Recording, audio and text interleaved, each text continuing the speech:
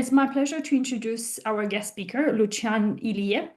And this is one of the few situations when I don't feel embarrassed about pronouncing someone's name, because this time I can say for sure.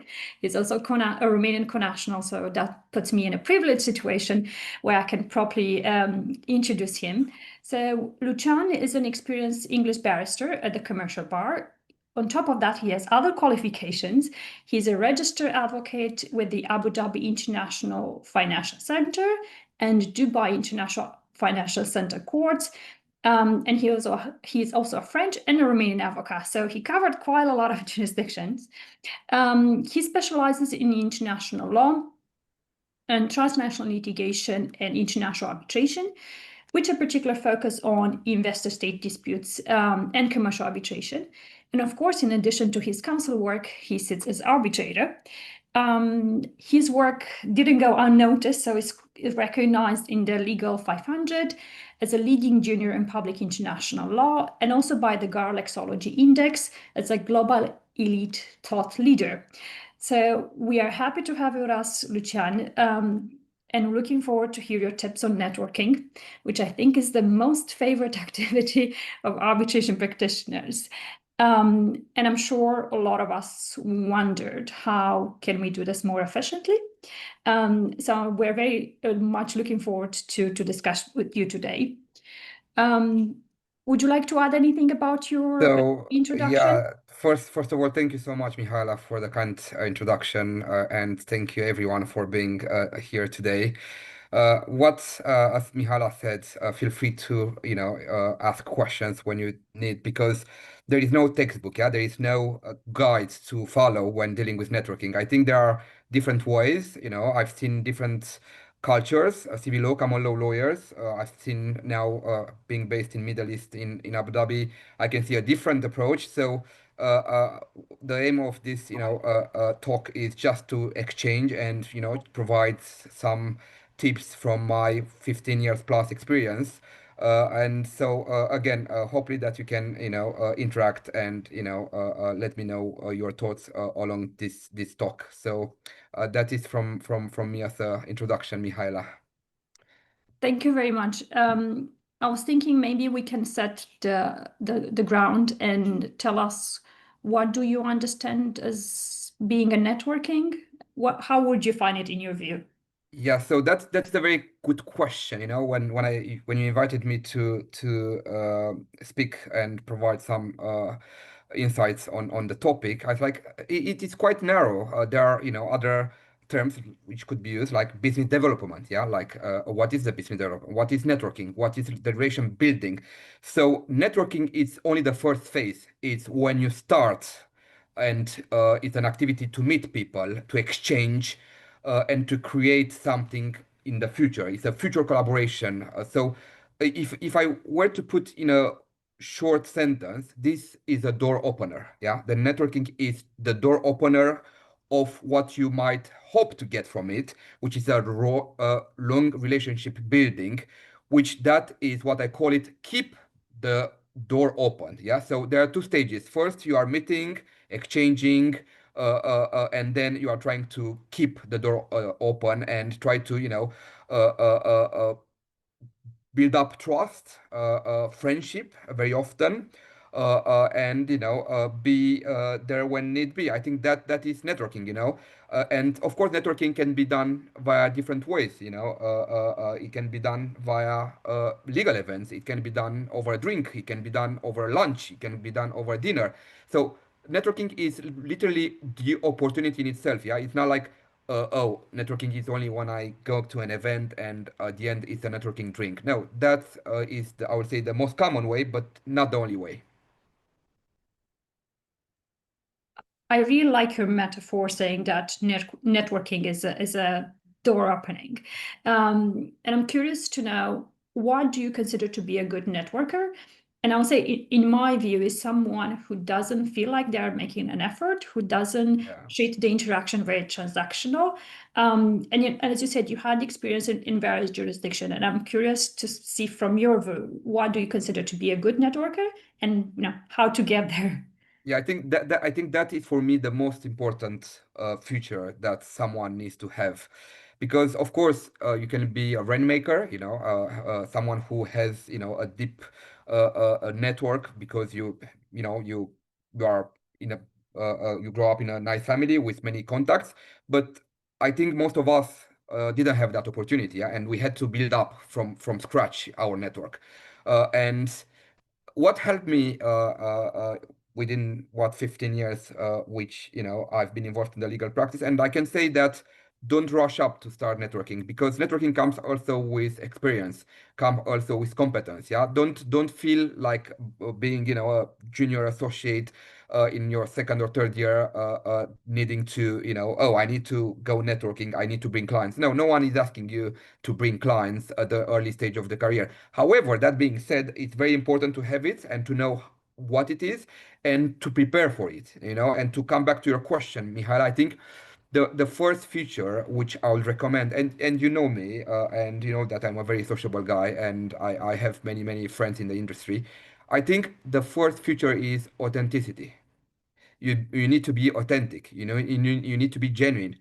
You don't need to be a salesperson, yeah? Don't be that guy who is running with plenty of business cards in your hand and trying to, to distribute those as a poker game to everyone. No, take the time, meet the people and meet the person, know them. That is the first, I will say, feature. The second one is listening. Very often, when we don't have experience, we are trying to sell something, and we try to, provide, as much as we can about yourself. But I think the networking is a two-way street, is speaking and listening.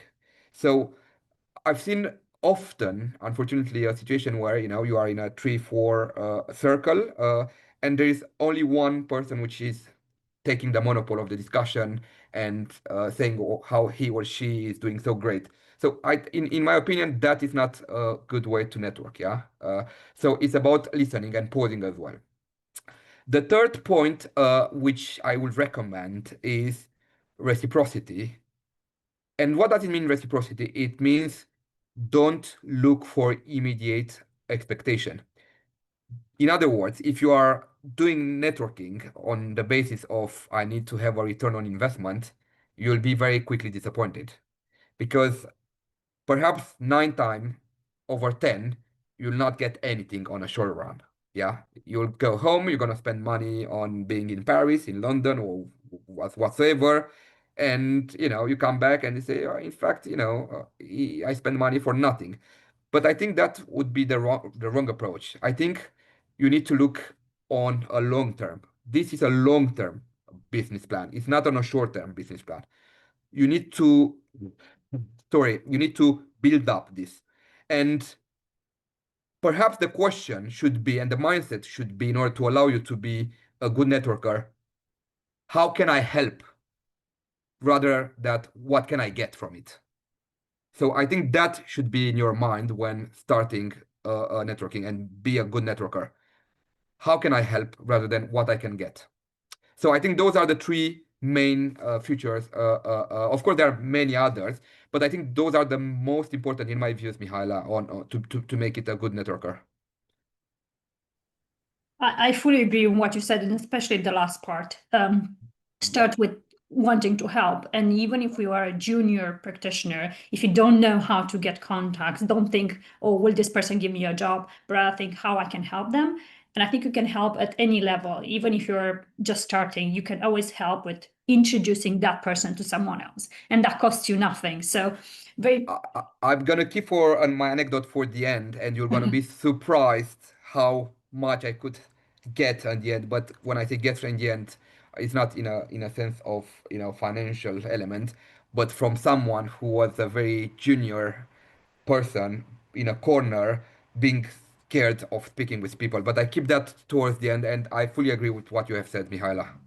Thank you. We're going to keep the teaser, but I want to go back to what you just said now, Sure. of the person being scared of interactions. And I'm Yes. sure we all had that moment when we walked in the room and we barely knew anyone, or maybe we know someone, but still we don't feel at our best and don't feel comfortable to Mm. start networking, and you feel like you have to do it. So I want a bit of your insights on this, how to get comfortable when it comes to networking. Yeah, that is a very good question, and particularly when we are very junior and when we started to create our network. Because of course, when you build up your network, you're gonna look at the room and you're gonna see 10 people you know from the room, and you can speak with them on any kind of points that you want, personal, private, family, legal, or whatsoever. But the issue is when you don't know people, when you start at the very beginning, and you might be afraid, what I'm gonna do there, what I should say, or what should I behave. So I think the easy way is to treat networking as a conversation. Yeah, again, not a selling pitch, not something that you want to get from it, but just a conversation on any on any topic that you might want to cover. So I think there are a couple of tips that I can provide to start a conversation with someone. I think very easy, you can approach to someone or a group of person and say, hi guys, I'm Lucian, for instance. I'm a barrister practicing at the English bar. May I join you in the discussion? And of course, people usually are very friendly and will say, of course, join us. And then I think the second point is just to start with some open questions. It's about them. Yeah, it's not about you. You made the introduction, you said who you are, and then let them coming towards to you. And two three open questions about like who you are, what you do, this kind of very open questions. And I think you can pick up on those 3 points, or 2 3 points that you are making, to find some common interest, and perhaps to open more the topic if there is any curiosity on anything which has been said by the group or by the person. So I think it's a graduate conversation which should start by a short introduction, 2 3 open question, and then towards the end, keep it very friendly. And the issue very often which comes, that sometimes you don't know what to say, and it's that difficult moment, awkward moment, I might say, where you are looking to the other and you don't know what to say, and I'm sure that everyone had this in the past. You are looking and you are a bit embarrassed, and now what I'm gonna do. So there are two options there. Either you might have an exit strategy, and you might say something like, it's been great chatting, shall we exchange cards, or connect on LinkedIn, which is a very easy option. Or you could put and orient the topic on something that you are familiar with, and try to bring it to your specialties, more a legal case that you had recently, or something on the topic of the event if you are at the conference. So I think there are two ways: either you are running nicely, or staying and engaging, or something that you are more comfortable with. It looks like you have a strategy mapped out, which looks a bit like cross-examination.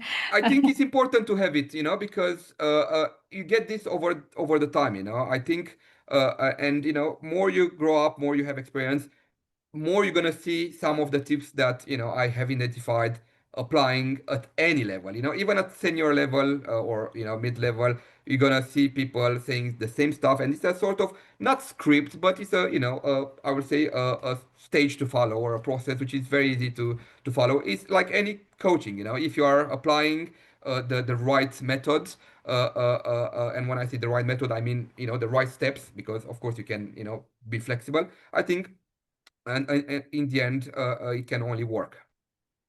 I agree. And as you said, the more you do it, the more you find the solution that works for you. And I understand that you have something in mind whenever you approach a person, but I'm curious more before the event. How do you select the events that you want to participate, and what is the preparation that you do? We have seen now that arbitration is not lacking events, and this month we have the Oh, IBA, the New York Arbitration Week, the Dubai Arbitration Week. So we can't be everywhere. Maybe you can give us some tips how to select the events and make the most of it. yeah. So I think there are two considerations to take into account when sorry, when choosing your target and events. Of course, when you are working in a law firm, it's easier because the firm is paying for you everything. You have a carte blanche and you don't have any financial consideration to look into. But I think with time, and like me, for instance, I'm a barrister now. I'm not working for a law firm anymore, and I need to pay from my pocket everything. So of course we are very busy, and you cannot attend every conference in arbitration because I'm sure you can find one every week. So how I can do it and how I would recommend is first to look into budget to see how much money I have to attend. You might be in a firm which are very generous and you don't need any concerns.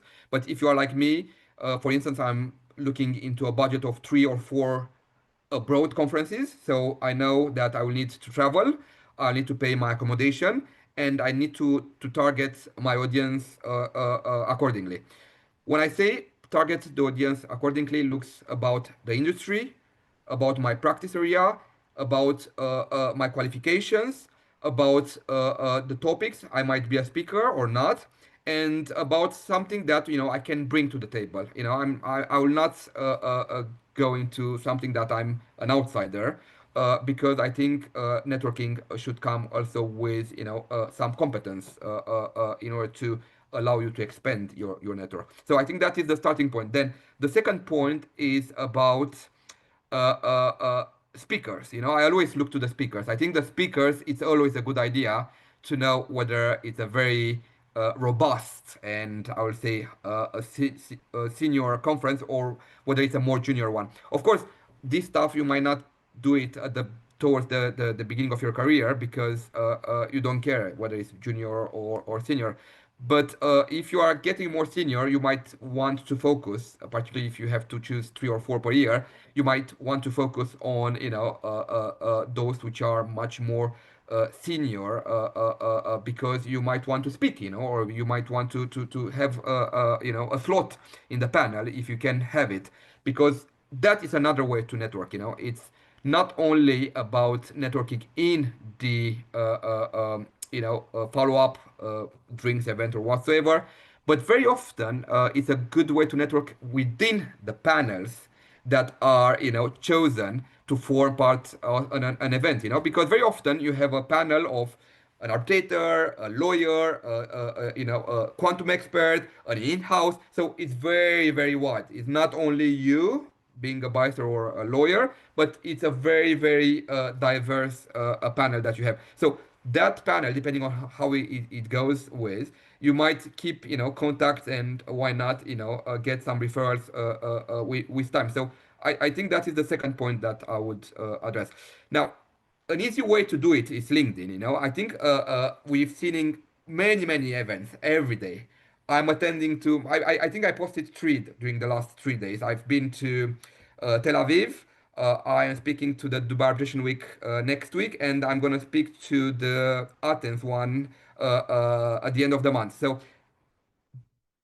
that is an easy way to do it. You can follow the right people and identify the right events. uh, of course, you look to the topic, to the speakers, but also to the number, how many we're going to attend.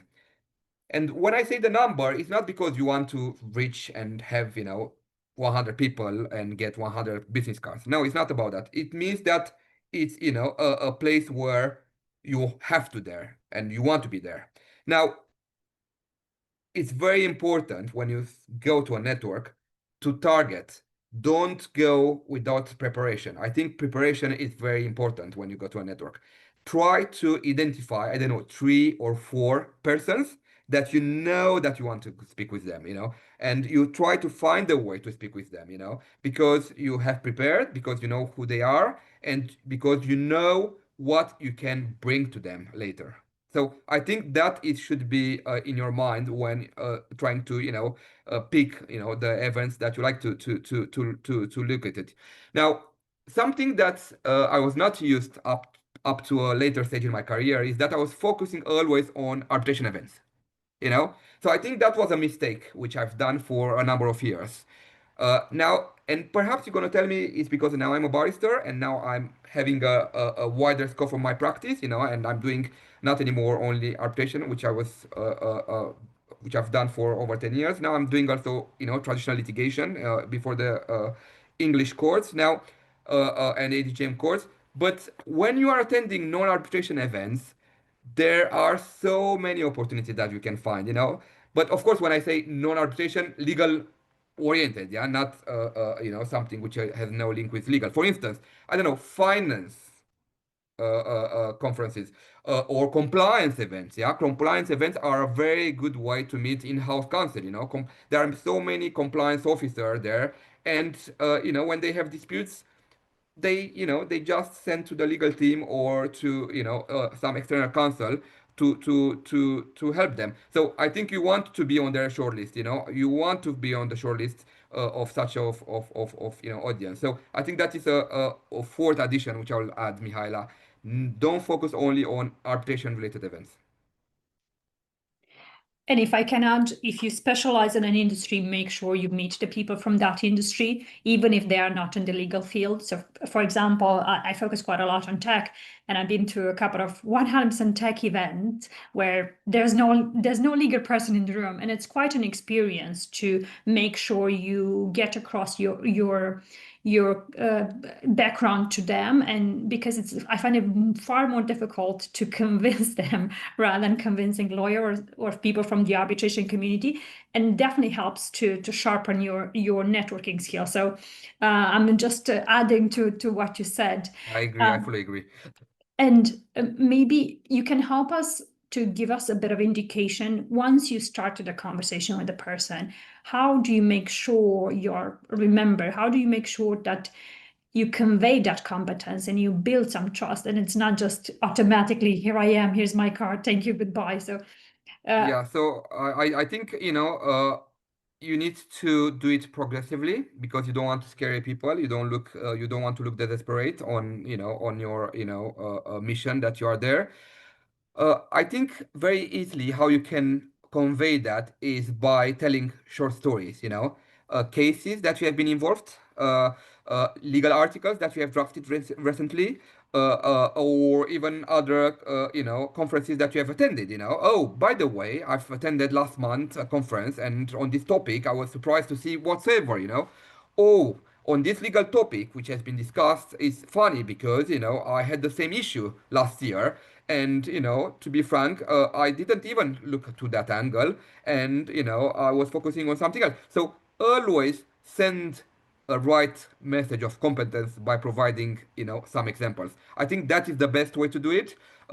Don't follow with a short list. I've done this. No, no, no, no, no, no, no. No. The credentials on your resume are online. If anyone wants to look for it, they're gonna find it. But you need to be concise and clear about your experience because that tells a lot about you. Because at the end of the day, what you want to convey is your genuine competence. Yeah, it's about what you know to do. Don't sell it something that you are not good at. I think it's better to be transparent and say, this is not my area of competence, so I have no idea what it is. Feel free to say it. People will not look at you weird. And it's better to have someone who is honest, which might create trust to someone else, rather than be that guy who knows everything and everything. So I think is also something to bear in mind when trying to convey. Building trust is part of the message which you want to convey. you telling us how to convey the trust actually remind me of a very funny story. I was in an arbitration event, and someone who's not a lawyer, does a bit of investigative work. He introduced himself to me and he started to tell me, oh, we actually do this and it's super interesting, and we had a case, and was captivating, absolutely wonderful to hear. And then we exchanged cards and then we moved along. And after a few minutes in the event, I don't know how he ended up being somewhere near me, and I heard him telling the exact story to the next person. And I think I Mm. heard that story 3 or 4 times within the Yeah, same day. And I think what was funny, I mean, he definitely found an amazing example, but after one point, I think he was overdoing it. So maybe a bit of variation when it comes to those topics. Don't be 100% scripted. yeah, no, for sure, Um, for sure. And yes. you might see another point which is linked to the one that you mentioned. You might see the same people over and over, at the same event. So you will get used with. 100%. And I want to touch upon one topic before giving the floor to the audience. Once you already have exchanged business cards, and you had that first introduction, how to how do you maintain that network, sorry? How do you follow up? How you make sure that the person you met today, you're still in touch, I don't know, 3 4 years later? Because I think that's important step of networking, is like giving closure to it. Yeah, um no, it's is very that good point. So what I'm doing very often, of course, you exchange business card, or more modern, you have a digital a business card nowadays. But if you are a more old style like I am, you might have at the end of the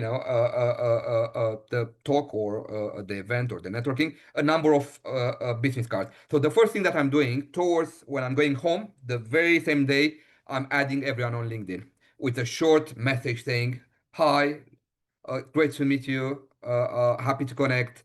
Hope to get the chance to discuss, or catch up later on whatsoever point you have discussed." So I think that is the first point to do. The same day, put that business card into LinkedIn, because no one is keeping business cards anymore. Yeah, you're gonna end up and you're gonna throw up to the bin. So I think that is the first thing. Second, uh, with those which you felt an interest and a connection, a deeper connection, I think you should follow up within 48 hours with an email, just for you to have, exchange of your email addresses, which I think is better than a LinkedIn. So LinkedIn is the starting point, but if you feel that you are at the other level with a number of, individuals, do send a follow-up email on this, and try to, propose a drink or a lunch or whatsoever. I think it's very common nowadays to say, "Oh, it was great to meet you. We had discussed and are happy to discuss about that topic. Would you be free, I don't know, in the coming days, weeks, for a drink, or a lunch?" And you'll be surprised how open the network is, when of course you have an interest. And when I say an interest, it's not an interest, to gain anything from it, but if you had a mutual connection there, that will gonna be reflected in the outset of the meeting. Now another way to do it is, and I must confess that it's something that I've seen. I'm not doing it. I don't know if it's good or not. I have a number of contacts which are sending me newsletters or cases with a short summary every month. Oh, Lucian, and it's not a general, newsletter which goes from the firm and everyone has access as a deal list. No, it's a very tailored, and I can see that that person sent me and spent time to draft me an email and a message. Uh, I think it's too much. I think, of course, you can have one every couple of months, but every month, the same, newsletter, it's a bit too much in my views. Now you might think otherwise, but it's how I'm feeling it. So I think that is another way to do it. You once that you have done step one and step two, you can follow up, with these regular emails where you can provide, an answer, or a newsletter on a specific topic. So I think those are the main common things to do in order to maintain and have a follow up on an event. Thank you, Lucian. And I think if you overdo it, you kind of kill it, right? You don't want people Yeah, to be annoyed by you. I know we said we were going to save time for the anecdote, so please tell us the experience you had with the junior. yeah. So what is nice on this network is that it's very important to be approachable and be helpful. So I was it was just before the COVID.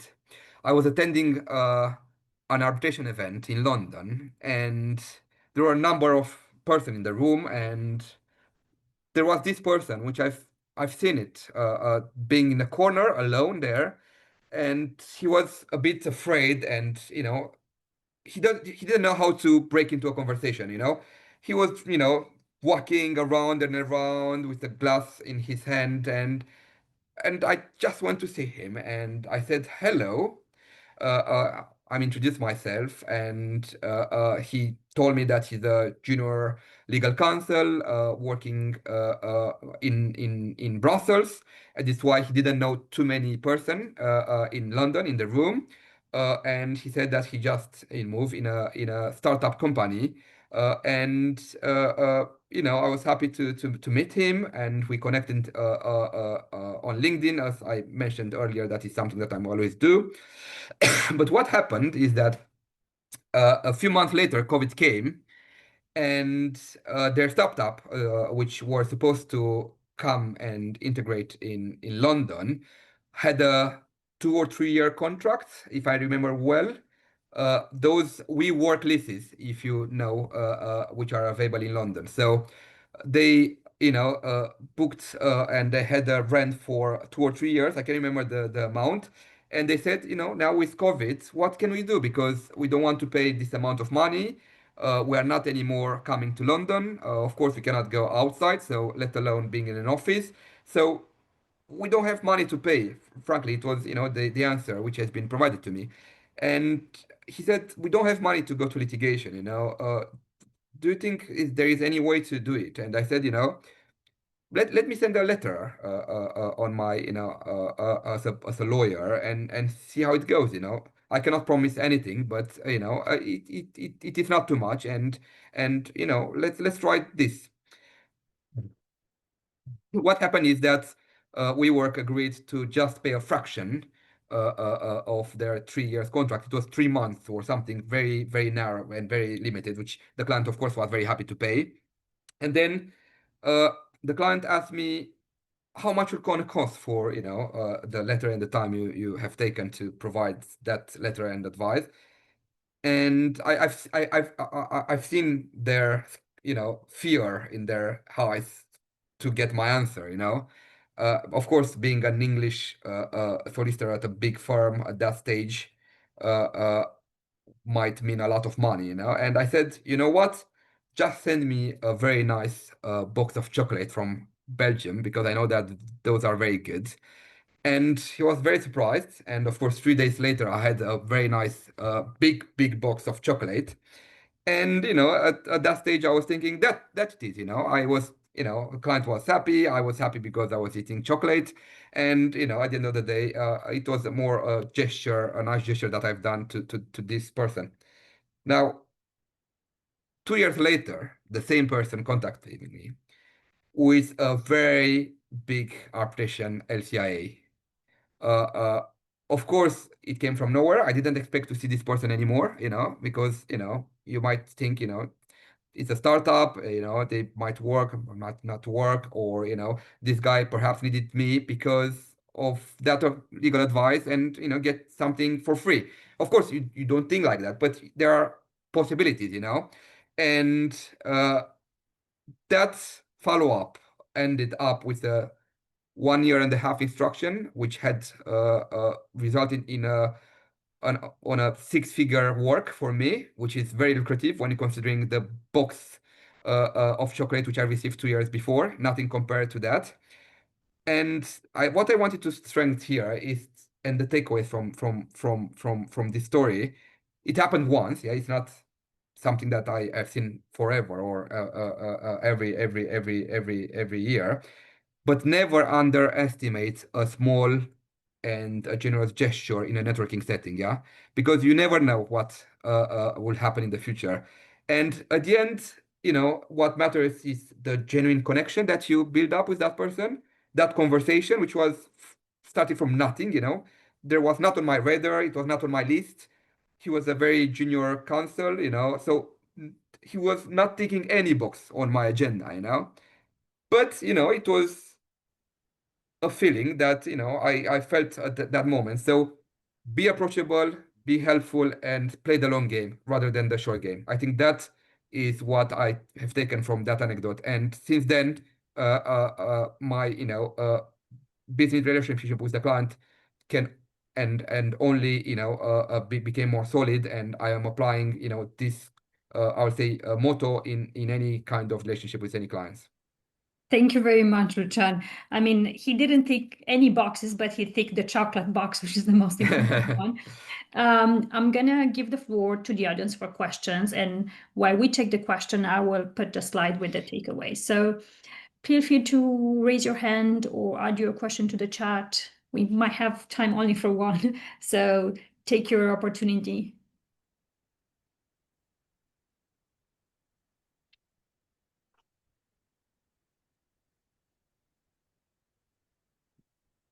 Okay, I guess people are still thinking about it. Ilka, do you want to? Shall I jump in? Yes. Okay, yes. Oh no, we actually have we just received one question in the chat. Sorry. Yes. If I see the question in the chat, would you like to turn your camera and ask the question, or would you like me to ask it?